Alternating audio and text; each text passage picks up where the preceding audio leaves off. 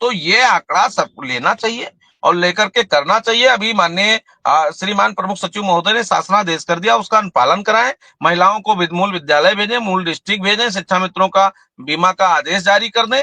और अभी जब मानदेय वृद्धि हो तो मानदेय वृद्धि का आदेश जारी करें, मानदेय बढ़वाएं, उसके लिए प्रयास करें, शासन में पत्रावली पुटअप करें। यह निवेदन मैं निदेशक महोदय से आपके चैनल के माध्यम से करूंगा और शिक्षा मित्रों से चाहूंगा कि अगर ये खबर है, मैं पूरी तरह से भ्रामक, असत्य और मिथ्या मानता हूं। और यद्यप ऐसी समस्याएं कहीं भी हैं तो वो संबंधित शिक्षा मित्र भाई बहन हम लोगों से संपर्क करें, अपनी यथास्थिति से अवगत कराएं। हम उसके लिए हम लड़ेंगे, आपके माध्यम से लड़ेंगे, अपने जनप्रतिनिधियों के माध्यम से लड़ेंगे, अधिकारियों के माध्यम से अपनी बात रखेंगे।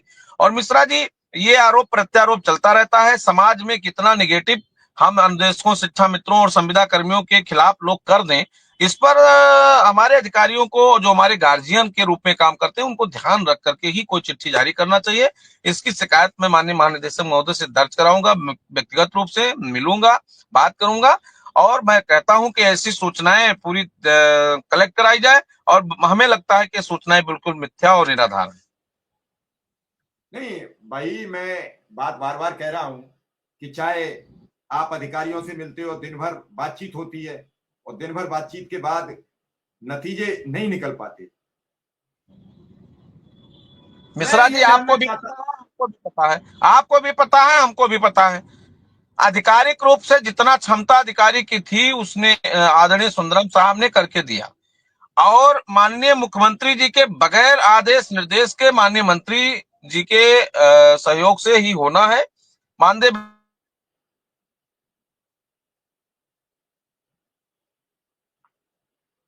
चलिए, शुक्ला जी के रास्ते में है जैसे हम लोग का हो जाएगा। अब नहीं करेंगे तो अगला रास्ता जो होगा देखा जाएगा।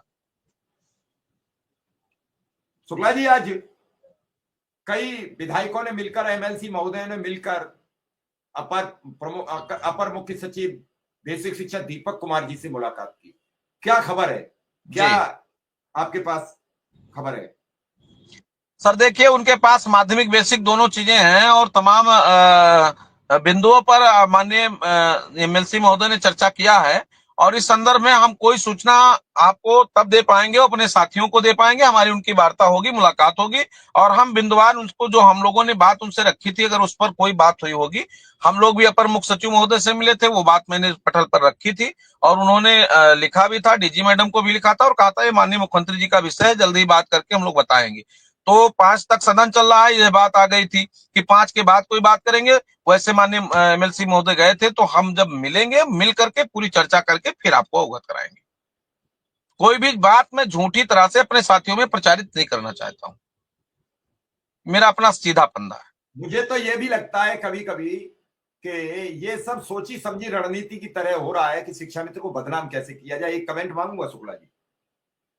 बिल्कुल, ये जो आज अखबार में निकला, ये पूरी तरह से सोची समझी है। मैं पहले भी कहा हूं और अब भी कह रहा हूं, ये केवल शिक्षा मित्रों को बदनाम करने के लिए एक कार्यक्रम चलाया जा रहा है। और ये जिसने भी मुहिम चलाया हो, मैं अपने सम्मानित पत्रकार साथियों से निवेदन करूंगा कि तथ्य को भौतिक रूप से परीक्षण करने के बाद ही ऐसे, जहां लोगों का जीवन और मरण का सवाल है, उन खबरों को छापा जाए तो ज्यादा अच्छा होगा।